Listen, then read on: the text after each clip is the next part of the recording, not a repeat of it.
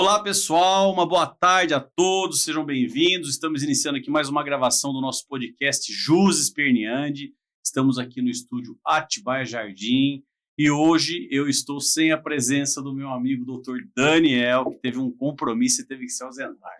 Hoje eu estou aqui com o meu amigo de profissão, o meu amigo criminalista, o meu vice-diretor da Bracrim Regional Bragança Paulista, Dr.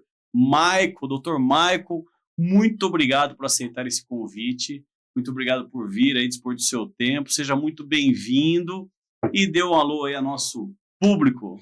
Bom, primeiramente aí, boa tarde, Dr. Sidney, né, pessoa que eu admiro muito, não só aí como profissional, mas até mesmo como pessoa também, que eu tive a oportunidade de conhecer. Gostaria de agradecer muito aí pelo convite de hoje estar aqui, podendo falar um pouquinho de um tema importante e parabenizar você, logicamente, frente a todo o trabalho que vem desenvolvendo, principalmente aí para a nossa Abracrim aqui da região, que é um trabalho sensacional de ser parabenizado. Muito obrigado pela deferência, doutor, eu também te admiro muito. Graças. E não só admiro, como eu presencio, inclusive autoridades falando de você, eu já comentei isso com você, entendeu? Muito feliz, sabe? E o seu trabalho também, seu trabalho é muito reconhecido na nossa região. Então hoje o nosso tema, nós vamos falar inclusive que é um tema do TCC do Dr. Maico, nós vamos falar sobre a presunção de veracidade nas palavras dos policiais. O que isso significa? Doutor, o que significa a presunção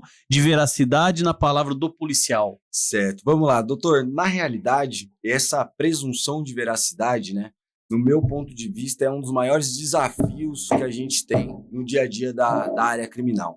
Principalmente pensando quando há ali uma abordagem, um flagrante, onde tudo é realizado já muitas vezes na delegacia e esse momento é levado posteriormente. Então, assim, o que se resume, porque é um complexo muito grande a presunção de veracidade, mas é um entendimento, né, que muitas vezes vem trazido e recepcionado pela jurisprudência e posteriormente seguido pela doutrina também, que é no sentido de conceder àquele policial ou àquele agente público como se fosse aquela famosa fé pública, né, que é uma presunção de veracidade naquele depoimento. E é lógico que a jurisprudência, doutor, ela vem abordando também não uma presunção total, né? Isso é importante a gente destacar aqui, ainda que se permita na jurisprudência ter esse posicionamento da presunção de veracidade, por outro lado, ela sempre deixa uma ressalva, né? Que essa presunção ela deve ser parcial e corroborada com as outras provas do processo. O que, na prática, muitas vezes tem sido banalizado, doutor, principalmente porque nós percebemos que com essa presunção, muitas coisas acontecem. Né? O doutor, você tocou num tópico muito interessante, fé pública. Fé pública é um instituto do direito administrativo, mas que afeta diretamente o direito penal, né? Exato. Porque no direito penal tem-se que tudo que o policial fala é verdade com base no Instituto da Fé Pública. Só que no direito penal, o Instituto da Fé Pública ele tem que ser corroborado, como você falou, com outros elementos, né? Eu quero só fugir um pouquinho do nosso roteiro e te perguntar, você acha que tem tido uma mudança nesse comportamento judicial em relação a essa fé pública? Porque quando eu vou explicar de forma leiga para o meu cliente o que é a fé pública, eu falo assim, a fé pública é o seguinte, o que o policial fala vale 100, o que você fala vale 50. Eu explico assim para o meu cliente, para ele entender, entendeu? Mas você acha que tem tido uma mudança nesse comportamento, no entendimento da justiça, do sistema acusatório? Olha, doutor, eu acho que assim, muito lentamente, né? Precisaria de uma mudança, principalmente na perspectiva dessa jurisprudência, ainda que ela deu uma presunção parcial, e principalmente na aplicação dessa jurisprudência pelos juízes de primeiro grau, de segundo grau. Solidificar, né? Esse entendimento. E exigir mais, né, doutor? Porque, assim, há muitos processos, a palavra do policial não é corroborada porque não existe outra prova. Só existe a palavra do policial, mas peraí, a gente está no século XXI. Não, e muitas vezes a versão dele serve para justificar um ato dele, né? Fato. Né? Um ponto então, muito importante. Como é que vai dar credibilidade 100 para ele se aquilo que ele fez for errado, imputar ele a um crime? E aí tem um ponto muito interessante, porque é exatamente aí uma abordagem que eu faço, até uma crítica no TCC, é exatamente nesse ponto que você tocou. Porque o policial, a partir do momento que se discute uma ilegalidade, às vezes na invasão domiciliar, ou um flagrante forjado, um flagrante preparado, logicamente, quando ele está de frente com o juiz, quando ele é questionado, ele não vai falar que ele cometeu a irregularidade. Ele, pelo contrário, ele vai tentar fazer de tudo para fantasiar aquela ilegalidade que foi acometida. Só que aí a gente tem que pensar que o quê? Uma pessoa, um policial que age, né, de certa forma numa má-fé, comete uma irregularidade, ele pode responder, inclusive, na lei de abuso de autoridade, inclusive criminalmente, a depender daquela conduta que ele praticou. E aí ele estaria resguardado com o quê? O direito de não autoincriminação. Então, por um lado, a gente tem que pensar que o quê? Que o policial, quando ele está sendo questionado sobre a conduta dele, que é uma conduta trazida como uma conduta irregular, o policial ele pode, tecnicamente, alterar a verdade ali na frente do juiz, porque se ele fala a verdade, ele está se autoincriminando. Então, assim, para você ver como que é a extensão desse pensamento que a jurisprudência tem que ter. Então, não, e a verdade dele, a verdade do policial normalmente é sempre acompanhado de um papel, né? Com certeza, nitidamente. Você vai fazer o acompanhamento de uma audiência, você vai ver sempre o policial tá lá com o papelzinho na mão. E ninguém fala nada, exatamente. Tá tudo bem, entendeu? Dá o papel pra sua testemunha pra você ver. Isso quando o promotor não lê pra ele a versão, né? Dá um papel pra sua testemunha. Você viu que a gente fez uma introdução, né? Mas nós, como sempre, nós temos um roteiro. Eu vou entrar no nosso roteiro aqui. Nosso tema é a presunção de veracidade na palavra do policial, ou nas palavras dos policiais. E aí eu queria adentrar, doutor, dentro desse tema, na primeira pergunta do nosso roteiro. Qual é um dos maiores desafios no processo criminal decorrente do flagrante? Então, como eu até iniciei falando, eu acho que é essa presunção de veracidade. E por que isso, doutor? Porque assim, quando a gente dá uma presunção de veracidade na palavra do policial, o que a gente tem visto no dia a dia é um enfraquecimento nas investigações. E por que isso? Porque a polícia ela fica preguiçosa, é uma desídia, porque assim, um policial militar que chega e fala que pegou um menino numa abordagem de tráfico com entorpecente, por que a polícia vai sair atrás de câmera? Por que a polícia vai ir atrás de testemunha? Se a palavra daquele policial já basta. Então o que vai acontecer? Aquele cara vai prender o menino numa biqueira, numa quebrada, numa comunidade, vai levar para dentro da delegacia, em 30 minutos ele deu o depoimento dele e a prova que vai muitas vezes condenar o menino a anos posterior foi feita dentro da delegacia em 30 minutos, porque é a única. E toda prisão tá lá escrito depois do policial, prendi ele no local conhecido como ponto de tráfico de droga, né? Todos. A droga tá embalada para venda, como se também não tivesse embalada. Todas as drogas embaladas da mesma forma, várias notas trocadas. Confessou o tráfico. É sempre a mesma versão, é igual a do embriaguez. Olho vermelho, odor etílico e fala pastosa. Os três características que consta, né? É difícil. Eles não gostam que fala, mas tem que falar, porque a gente defende a justiça, defende a aplicação. Muito bom, doutor.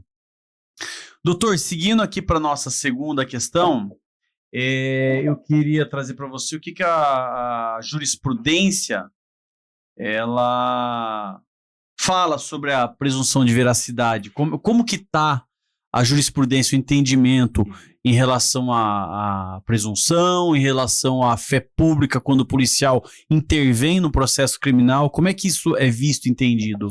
Olha, atualmente a jurisprudência é majoritária nesse sentido, que há possibilidade, né, de uma presunção de veracidade na palavra do policial, com essas ressalvas aí que eu até adiantei inicialmente também. O problema disso é que, muitas vezes, essa jurisprudência ela é trazida pelos juízes de primeiro grau para fundar uma condenação que foi exclusivamente na palavra do policial, e não a palavra corroborada com alguma outra prova. E cai naquilo que eu falei, estava falando exatamente agora.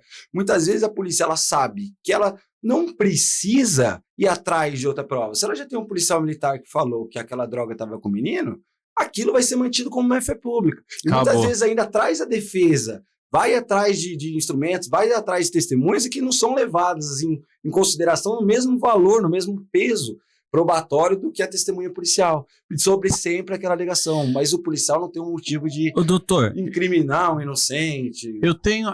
então. Esse é o problema. É isso aí. A primeira pergunta do juiz, né? Você conhecia o policial? Exatamente. O policial, você conhecia ele? né? E é o que eu sempre falo, né, doutor? A gente, basta ligar a TV, né? Porque assim, se tem policial jogando o outro da ponte sem motivo, você imagina, às vezes, colocar uma droga. E quando eu trago essa abordagem, não é nem só também confrontar a palavra do policial e imputar a ele uma situação maliciosa, mas encarar o policial como um ser humano. Porque qualquer ser humano erra, qualquer ser humano se confunde. Né? Às vezes eu tenho casos ali que eu pego muito casos relacionados a tráfico de drogas, então a gente costuma ver isso no dia a dia, principalmente do processo de tráfico. Tinha 3 meninos na rua, os 3 correu. De um policial com porte físico assim, de quase 200 quilos provavelmente, falou que ele correu por 500 metros sem perder o menino de vista, o menino de 18 anos, magrelo. Então você olha e fala, não tem como. Rapaz, assim, então, só fazendo uma passagem do que você está dizendo, eu tive um caso de tráfico lá em Bragança Paulista mesmo, que a prisão foi efetuada pela GCM.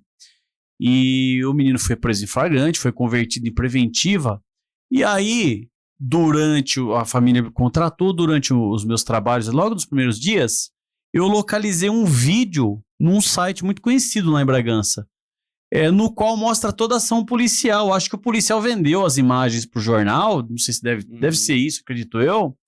E aí eu fui olhar a versão dele no boletim de ocorrência e fui olhar o vídeo e não condizia. As imagens não condiziam com o que ele falou. Eu catei as imagens, criei um link, fiz a degravação, catei o depoimento, entrei com... aliás, a defensoria já tinha pedido a liberdade dele, tinha sido negado, eu entrei com pedido de reiteração, juntando novas provas. O juiz analisou, provavelmente viu o vídeo, porque o MP viu o vídeo e falou do vídeo e decretou a liberdade do menino. Esse menino, ao final, foi absolvido. Por quê? Porque o policial gravou, vendeu as imagens, mas ele gravou uma coisa e falou outra. Entendeu? E se ele não tivesse tido a sorte, às vezes, de ter contratado doutor, ter contratado... Tinha passado em branco. Podia ser que tinha tomado uma condenação. O que eu vejo, doutor, e eu queria também saber de você, existe, dentro do direito penal, alguns entendimentos engessados. Então, vamos lá. Algema. Algema, nós temos súmula vinculante, fala de algema. Mas todos os flagrantes, todas as audiências que tem algema, ele fala que a algema está lá porque o prédio é adaptado e para manter a segurança das pessoas. É padrão a justificativa, algema. Acabamos de falar da embriaguez. A embriaguez, todos os crimes de embriaguez, fala que o cara estava com o olho vermelho, fala pastose e odor etílico. Ninguém se incomoda com isso. E da mesma forma fala do policial, né? Você acha que essas tecnologias que vêm chegando, esse tipo de coisa que eu acabei de narrar, que você acha que isso aí vai impactar nessa verdade inconveniente, engessada? Muito boa pergunta, doutor. Eu acredito que sim, porque na realidade é assim, é o que eu sempre falo, né?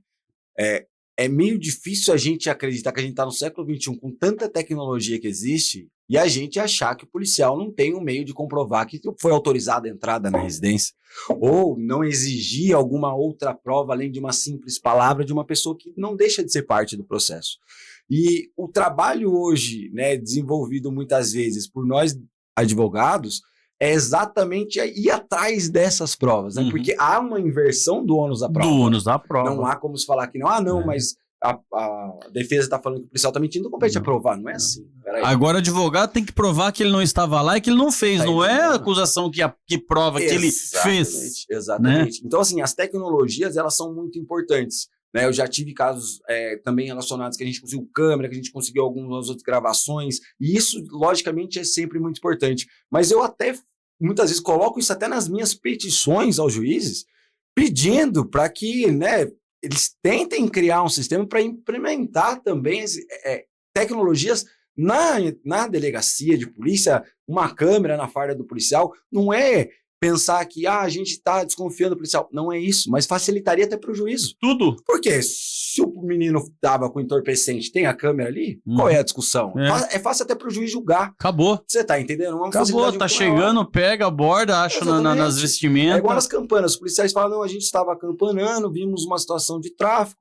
Mas, pô, você tá acampanando há 20 minutos, você não tem um celular no bolso? Você gravar ali, fazer um vídeo, todo mundo tem um celular no bolso hoje. Então, assim, é muito fácil com a tecnologia que a gente tem e com a estrutura que a polícia e o governo pode fornecer e pode ter, realizar outras provas além da palavra do policial.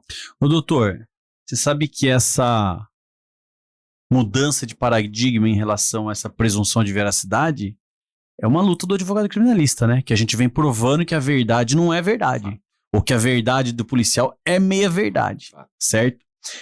Diante disso, doutor, quais são as consequências da presunção absoluta de veracidade? O que isso impacta na vida, no processo, na vida de quem está sendo processado, na vida do próprio advogado que está trabalhando no caso? Olha, eu acho que as consequências são inúmeras. Na verdade, são várias consequências, mas eu destaco como as maiores, né?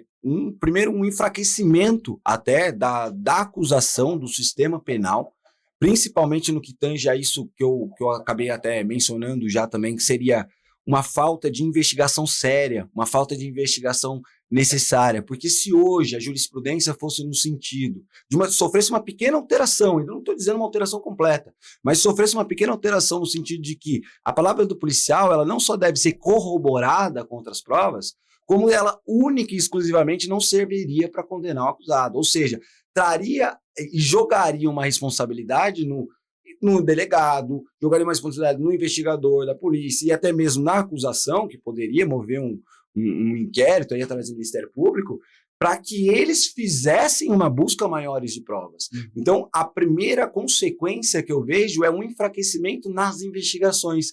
Isso faz com que, doutor, muita gente inocente esteja presa. E aí a gente começa a pensar já em outras consequências maiores. A gente começa a pensar numa sensação de injustiça. Por que eu digo uma sensação de injustiça?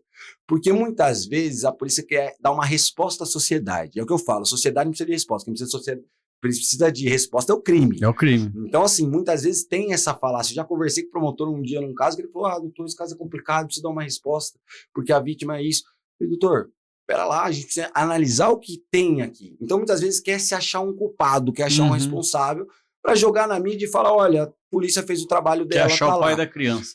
Exatamente. Só que isso também traz um problema, doutor, porque traz uma falsa sensação de justiça. Muitas vezes a pessoa que foi abordada ali, um exemplo, no CDHU de Bragança e foi forjada, a sociedade do CDHU, ela sabe que o menino foi forjado. Então, quando essa sociedade analisa na televisão, no jornal, a matéria... Ela revolta. E aí a gente cria até um oceano maior aí na problemática até de um racismo estrutural, cultural, pelo local e tudo mais. E esse é um problema, porque a pessoa que às vezes mora lá no condomínio, vou dar um exemplo do Rio de Janeiro, um exemplo. Quem mora na Rocinha e vê as coisas que é transmitido na televisão, é uma revolta. Eu falo porque recentemente eu estive na Rocinha e vi o que é a problemática do abandono do Estado dentro da comunidade. Diferente do que é São Paulo, lá é muito mais. Então, assim, agora, quem está no Leblon não olha aquela matéria da Rocinha e fala, meu Deus, a polícia tá certo, parabéns ao policial, que absurdo, isso tem que acontecer. Mas quem tá lá dentro vê que a situação é diferente. Então é uma falsa sensação de justiça. E além disso também, principalmente, isso interfere diretamente no nosso maior problema do sistema prisional, que é o hipercarceramento. Porque se você for pegar hoje a grande maioria de presos que cumprem hoje em regime fechado e semiaberto são presos relacionados a tráfico de drogas. E a grande maioria desses processos, se você for analisar, o que ensejou a prova, além de uma prova é a palavra digital, da polícia. É a palavra da polícia. Então, e aqui eu destaco a diferença e trago até uma analogia no que se pensa em sentido da Maria da Penha. Porque muitas vezes a palavra da vítima na Lei Maria da Penha ela tem uma valoração um pouco maior do que se fosse em outros delitos. E tem sido aceito isso pela jurisprudência. Porque o argumento é de que no âmbito doméstico não é possível ter outras testemunhas, muitas vezes. Então é o que acontece entre o marido inclusive no crime de violência sexual é cometido como é que se diz? Na calada da noite, entre quatro paredes, né? E não é diferente quando a vítima é um menino da comunidade que na calada da noite é abordado pelo policial que não vai com a cara dele e forja ele. Qual é a chance desse menino conseguir uma testemunha 2, 3 horas da manhã na comunidade para ir contra o policial? Não vai. Então, por que de um lado a gente entende que a vítima tem que ter uma supervaloração, mas por outro lado a gente reduz a credibilidade na versão do acusado quando ele não tem nem como provar? Porque ele pode contratar, às vezes, o melhor advogado, mas se for uma comunidade que não tem uma câmera, não tem uma gravação, não tem uma testemunha, é a palavra dele contra a palavra do policial do mesmo jeito. E aí você já sabe o que vai prevalecer, né? Ô, doutor, eu vou estender essa pergunta sua com mais uma pergunta que não está aqui. Você acha que essa presunção de veracidade, vamos falar num flagrante no qual o policial era só o policial e o menino, e o que o policial fala é tido como verdade absoluta, e o que o réu acusado fala não é. Você acha que isso aí afronta o princípio de paridade de armas? Totalmente. Só tá os dois lá. O que o policial falou pro juiz é a verdade plena. O que o acusado falou pro juiz não tem peso. A gente desbalanceou a balança? Completamente. E aí, a Tata é, inclusive, o principal ponto, no meu ponto de vista, da afronta ao sistema acusatório. Porque a paridade de armas é uma característica do sistema acusatório.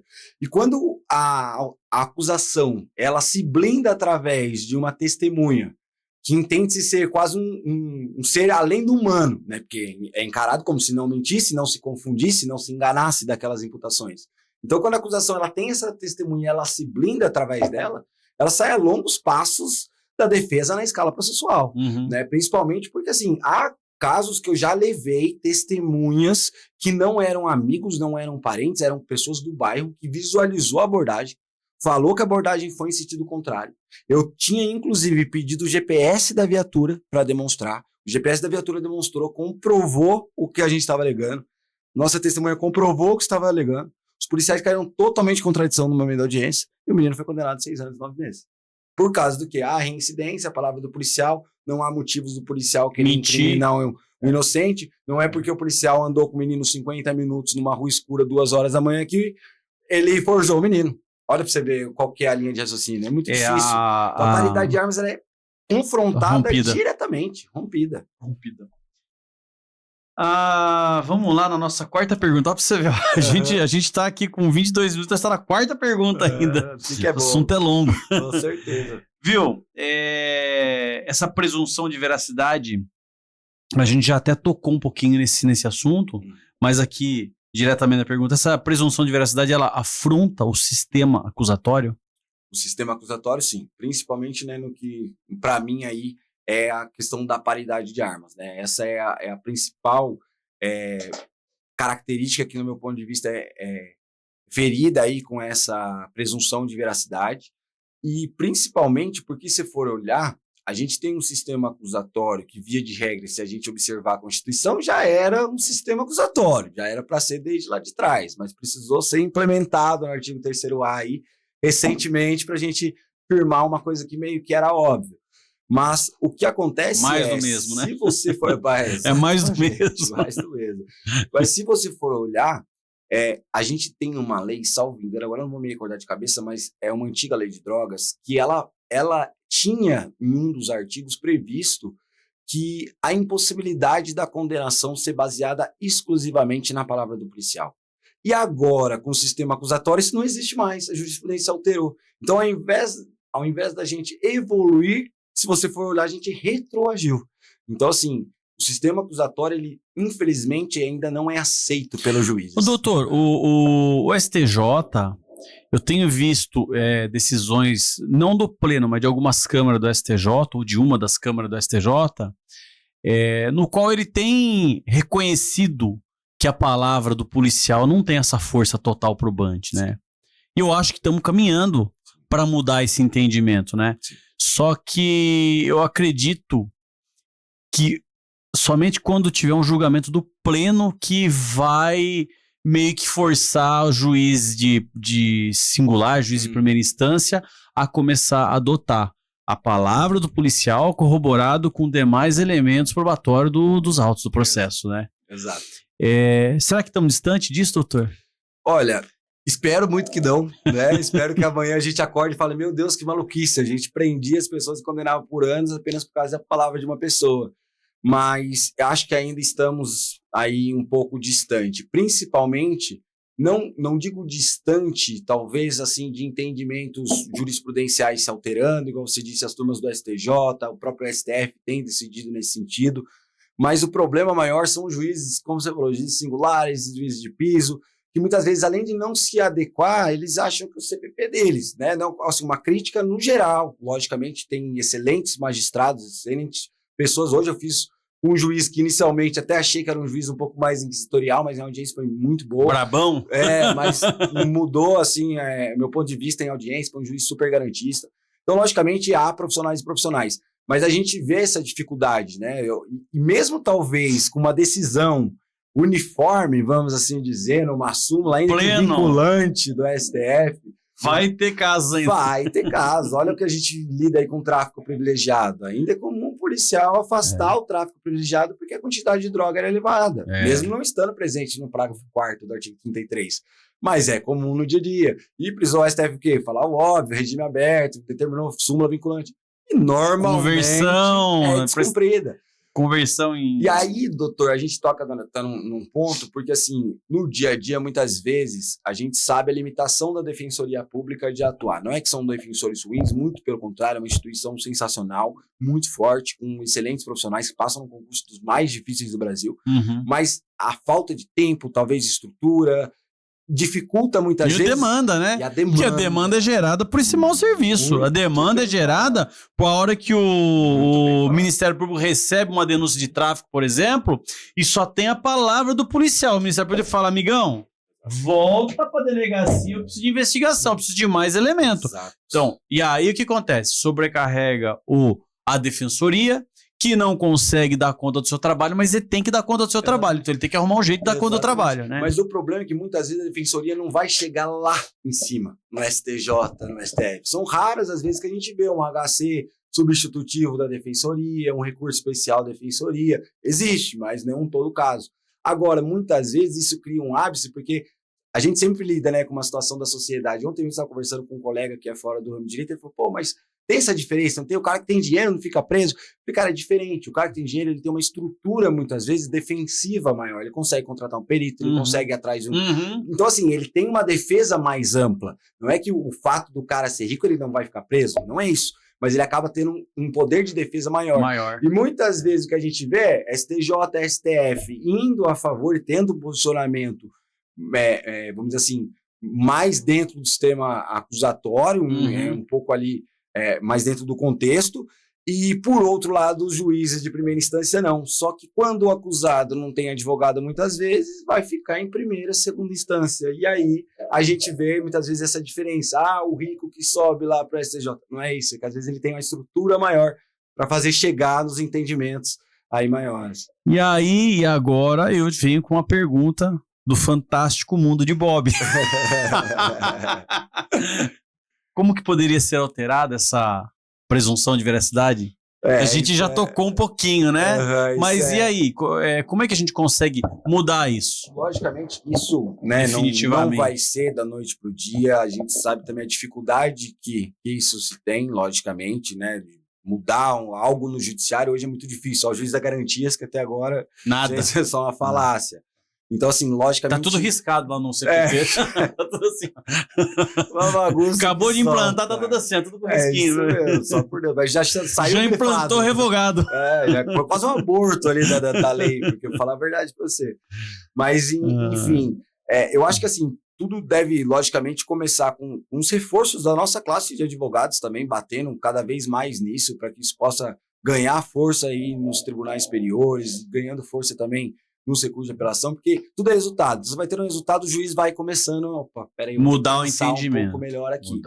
E, além disso, a própria, talvez, jurisprudência exigir algo a mais, né? Exigir por parte da polícia que tenha uma outra prova, exigir por parte da polícia que vá, pelo menos, buscar, né? Porque é o que eu digo, a palavra do policial, ela está corroborada com as demais provas dos autos. Mas que outras provas? Só tem a palavra do policial.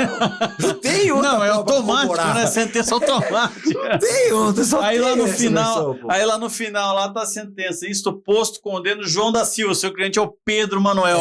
Acontece. Erro material. Acontece, aquele tal do Ctrl-C, Ctrl-V, né? E esse é o problema. Então, assim, deveria ser exigido, né? Às vezes, nós temos visto vamos dizer assim, eu pelo menos costumo ver os promotores até mais novos, já talvez fazendo parte de uma nova escola, vem tendo já posicionamentos nesse sentido. Isso é de se enaltecer esses promotores, porque se colocam como a função de promotor de justiça, e não como promotor de condenação.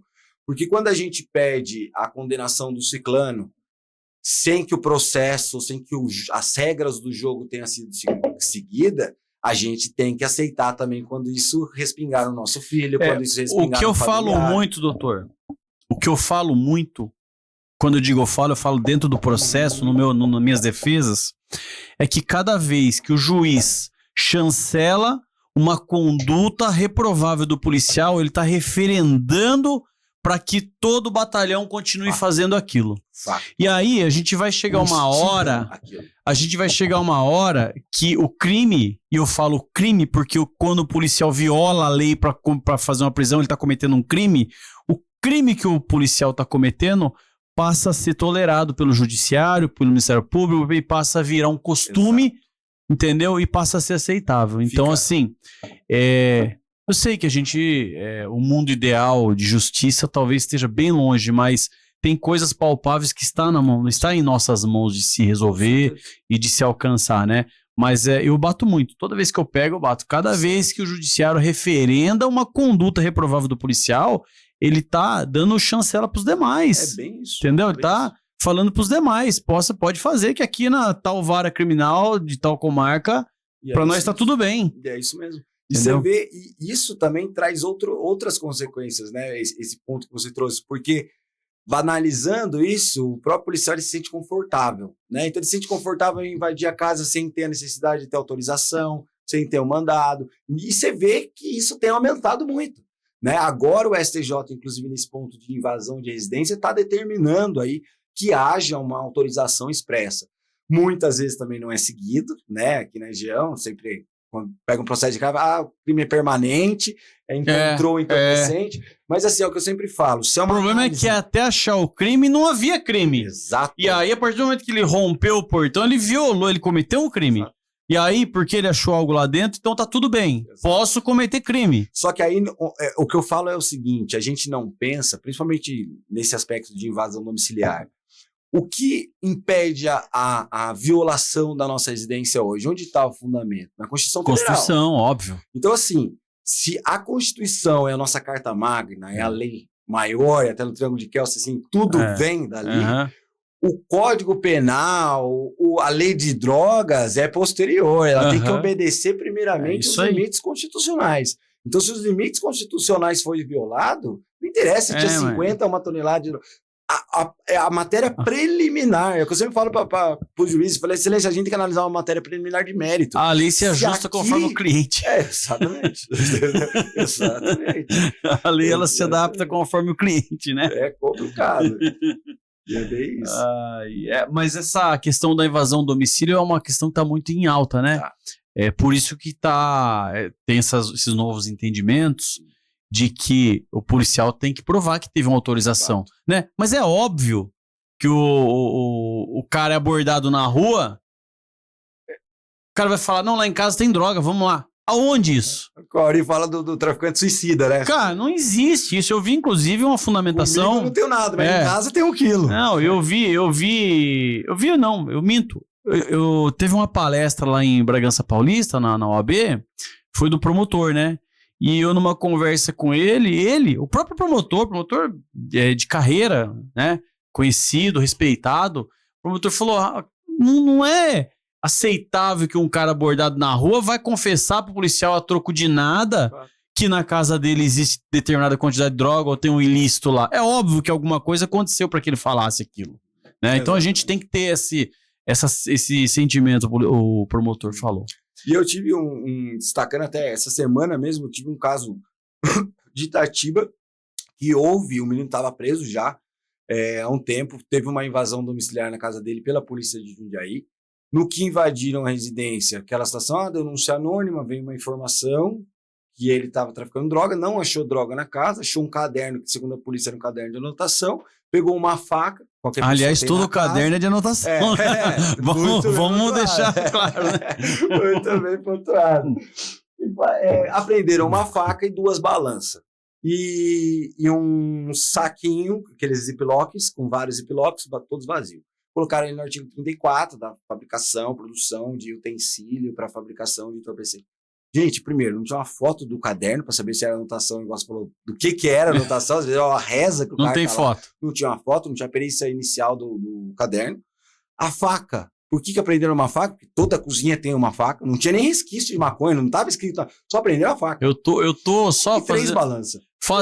Só fazendo um adendo aqui, eu tô fazendo uma defesa lá na cidade de Pinhalzinho, que lá fala que tinha duas determinadas instrumentos lá pra cometer o crime, mas cadê o instrumento apreendido? Não tem, É isso que eu falo. né? E- Mas a palavra do policial, né? Exatamente. E aí, nesse caso, interessante foi que o promotor, antes de oferecer a denúncia, quando chegou o relatório final, ele pediu diligências à polícia para que informassem da onde veio a origem da informação, se eles tinham colhido e para que eles juntassem nos autos a autorização da mãe do menino, porque a polícia falou que quando bateu na casa a mãe do menino estava lá, e aí, pelo contrário, a situação aconteceu totalmente contrário, mas ele estava dormindo no fundo, Chegaram invadindo. o policial, matar o cachorro, aquela situação toda lá.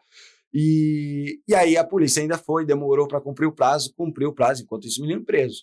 Cumpriu o prazo na situação, informou que não deu tempo de fazer a colheita ali da autorização expressa e que a informação era baseada numa denúncia anônima. Mas o próprio promotor teve uma consciência, logicamente, e pediu o arquivamento e a Isso que eu ia liberdade falar. do menino. Aí, pra você ver. Então você vê que também há profissionais que analisam essa parte e já estão se readequando com esses entendimentos aí jurisprudenciais. Mas, infelizmente, na grande maioria ainda temos desafios.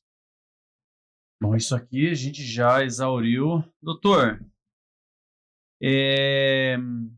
aqui a gente fala de crítica à presunção de veracidade. A crítica à presunção de veracidade ou à fé pública, ela afronta as instituições da polícia? Você acha que isso pode gerar um sentimento de desconfiança, revolta ou algo assim pelas instituições ou pelos próprios policiais? Olha, gerar o sentimento de desconfiança, na realidade, gera, até porque a realidade é essa, né? No meu ponto de vista, eu falo nitidamente, há uma desconfiança. Não tem como eu confiar 100% em uma pessoa que há um interesse nela naquela prisão.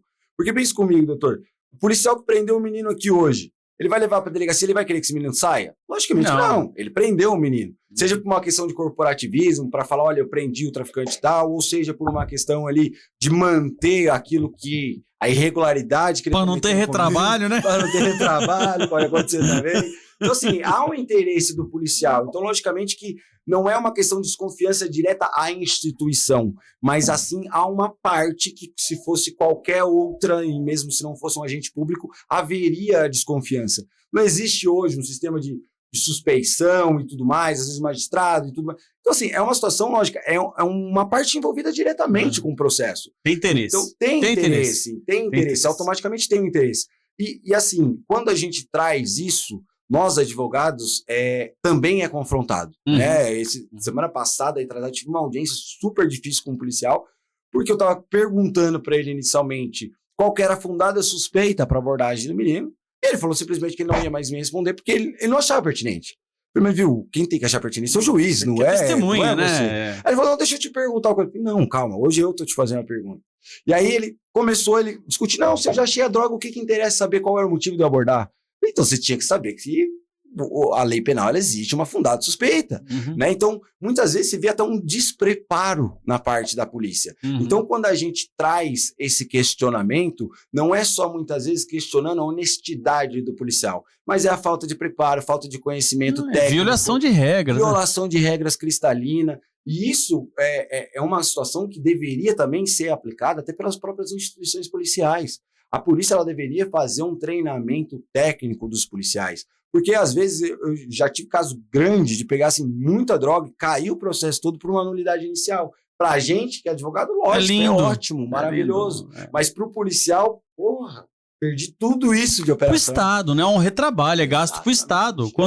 Quando o policial faz um mau serviço, ele vai gerar custo para a polícia, ele vai gerar custo para o Ministério Público, ele vai gerar custo para o Tribunal de Justiça, entendeu? Ele mexe com toda uma engrenagem. E o custo é um custo alto, porque o custo TJ, o custo MP é um custo alto. Com certeza. Né? Hoje a máquina processual é muito cara. É muito cara.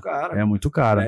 Nós vamos fazer esse pensamento aí é muito grande. E até falando até, né, na base que você deu muitas vezes, de quando os juízes até, tornando um pouco, quando os juízes autorizam ali, muitas vezes essas violações, né, os policiais acabam aí, criando essa sensação de impunidade. Isso se retrata muitas vezes quando a gente vê até o treinamento dos policiais. Né? É muito comum você entrar no YouTube, na rede social, e você vê lá que os policiais, no momento de treinamento, o grito de guerra é: vamos pegar o vagabundo, faca na caveira, vamos matar não sei o quê. Pô, peraí, isso não é um trabalho. Bandido bom, bandido morto. Você tá entendendo? A instituição não deveria passar essa sensação de conformidade, porque ela tá preparando o soldado dela para a guerra. E aí a gente não tá numa dinâmica de guerra, ainda que a gente pense essa guerra às drogas, que é uma grande falácia. A polícia, ela treina o soldado como se ele estivesse indo para uma guerra real. Só que a sociedade não está pronta para a guerra, né? Não está pronta, entendeu? A gente não está precisando desse tipo de policial. A gente precisa de um policial que vai cumprir a regra.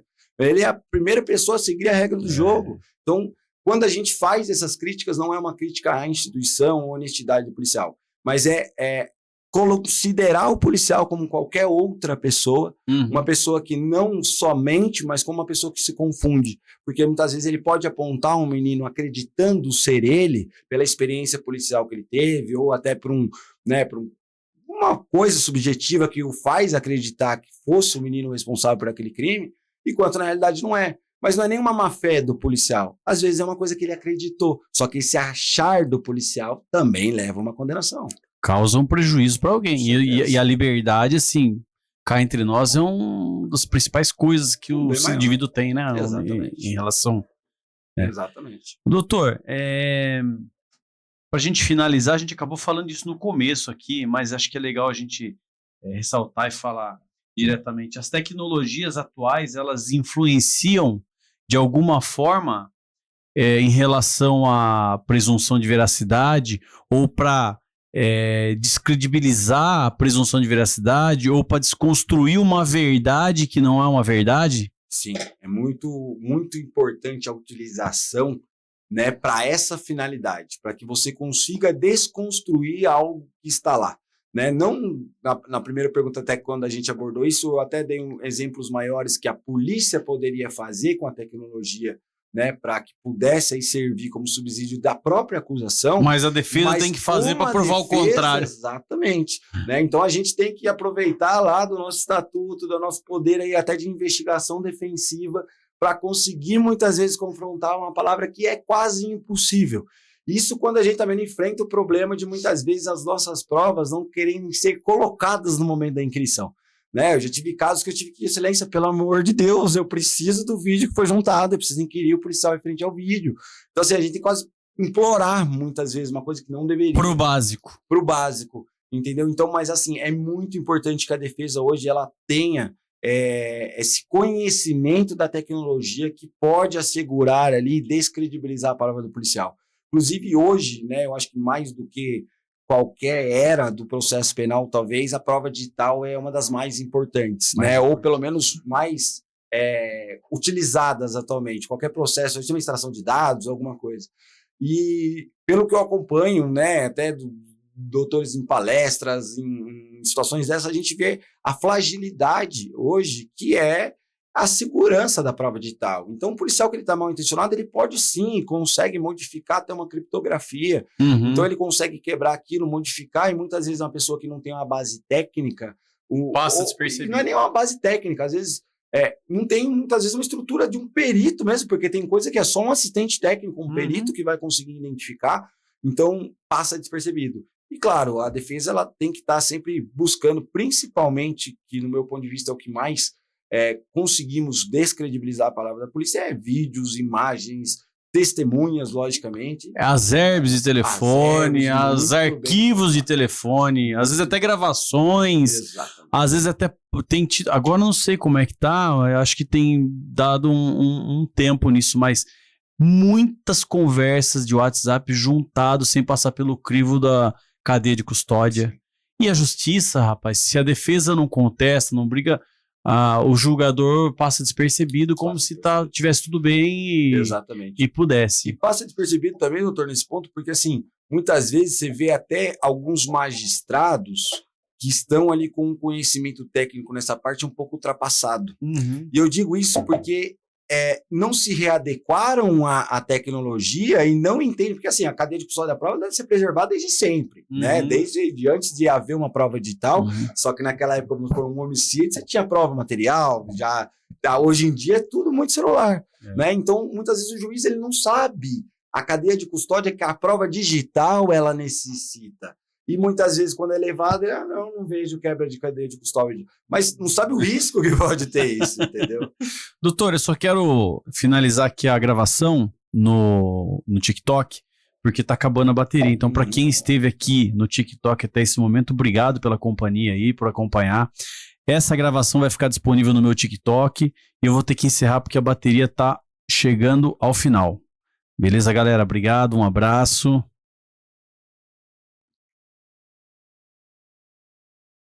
Show de bola. Doutor, show de bola. Doutor, vamos lá. De todos os temas que a gente falou aqui, a gente encerrou o nosso roteiro. Tem algum relacionado à presunção de veracidade que você abordou no seu TCC que a gente acabou não falando aqui? Olha, na verdade, no TCC eu acabei abordando um pouco mais de questões, né? Eu trouxe tanto essa parte da inversão do ônus da prova, né, trouxe também uma explicação um pouco maior aí, logicamente, do sistema acusatório e a diferença com o sistema inquisitorial, e também trouxe algumas coisas que são relacionadas principalmente a essa dificuldade que a gente encontra dos magistrados e dos promotores de aceitar que estamos diante de um sistema acusatório. Né, talvez, não sei se é para quebrar um pouco das mordomias, porque, vamos e convenhamos, existem, né, e então alguns privilégios que eles têm e nós não, mas a paridade de armas é muito importante. Então, o tema central do meu TCC foi exatamente esse, demonstrar que a presunção de veracidade, da forma que ela tem sido vista na atualidade, encarada pelos juízes, principalmente de piso, ela fere o sistema acusatório e principalmente a paridade de armas. E aí eu trouxe, logicamente, uma amplitude até de consequências e riscos maiores, desde o hipercarceramento, a sensação de injustiça, como eu saltei aqui hoje, para aquecimento do conjunto probatório, enfim, ali uma situação completa, um pouco maior, e tentei também, logicamente, apontar ao final aí algo que pudesse fazermos mudar essa visão. Mas, a conclusão, né? Olha, se formos trouxemos a conclusão.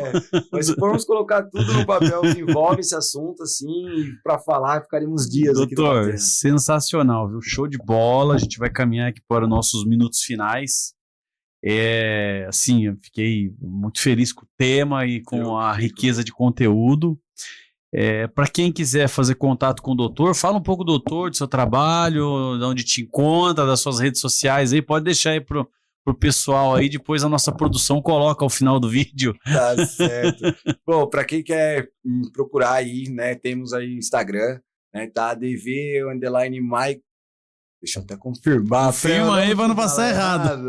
Porque senão as pessoas não vão me achar. Aí senão já fica complicado. Mas olha, meu Instagram atualmente, ele tá adv.maicon_Andrade. As pessoas já conseguem me achar por lá também. Lá também tem o link até no meu número de contato aí também. E recentemente, inclusive, tive meu WhatsApp clonado. Meu WhatsApp há 8 anos. Tava com ele. E aí, perdeu? Perdi, fiz um pedido perante o WhatsApp, está em investigação até agora, a pessoa pelo menos não conseguiu acessar, mas eu também perdi acesso. Então, até finalizar, não sei se eu vou conseguir retornar com aquele número ou não. Entendi. Espero até que sim. Mas lá no Instagram também tem aí Show de bola. O link. E lá, queira ou não, é onde eu posto também um pouquinho do diário penal nosso aí, né? Do dia a dia, e tento demonstrar um pouquinho aí desses desafios da área da criminal.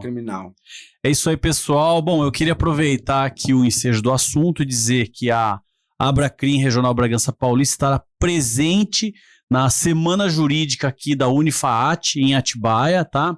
Estaremos presentes no dia 21, período da manhã, às 8h30, lá no Clube Recreativo, com a palestra do Dr. Renan Cavalheiro, que ele é um expert em tecnologia forense digital. Ele é da STW Brasil, é um dos diretores, tá? E no período da noite estará palestrando também lá no mesmo dia um das maiores referências do direito penal, que é o Badaró, tá bom?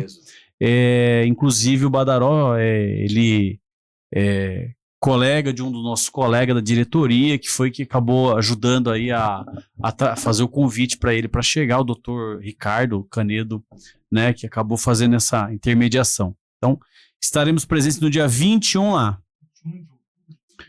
21 de outubro de 2025. É isso aí. A produção tá me comendo o toco ali, ó. Tá me lembrando.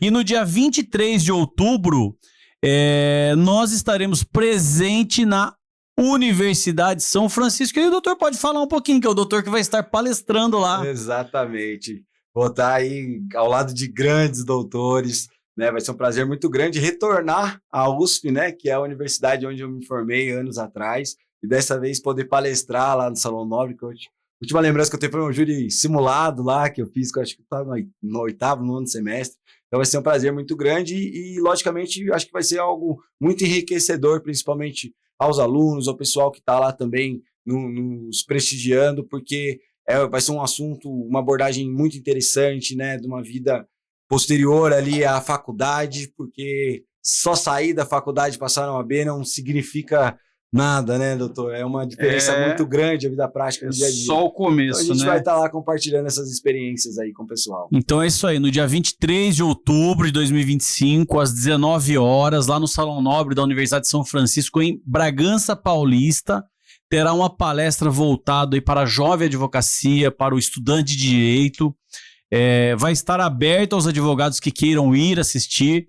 Dr. Michael é um dos palestrantes, doutora Tamara Cavalcante é uma das palestrantes. Quem que é o outro palestrante, doutor? É que tem tantos eventos que eu não consigo guardar tudo de cabeça. O Casaneto também, que vai estar. E o doutor louco, doutor Walter Casaneto, especialista em LGPD, exatamente, nosso amigo. Então são os 3 palestrantes e terá o nosso mediador, tá bom? Então, para você que ficou até aqui com a gente, não deixe de seguir o nosso canal aqui, Jus Esperniandi. Nós estamos no YouTube, no Deezer e onde mais, produção? No Spotify. Sigam nossos canais, deixa o nosso joinha aí, por favor. Recomende o nosso canal. Dr. Maico, muito obrigado por aceitar o convite, muito obrigado por estar aqui conosco e vamos marcar uma próxima para dar continuidade nesse papo gostoso aí, viu? Com certeza, agradeço muito vocês, todo o pessoal aqui do podcast pela oportunidade e parabenizar mais uma vez, não só o doutor por estar puxando isso também, mas como todo o pessoal do Jus Esperniandi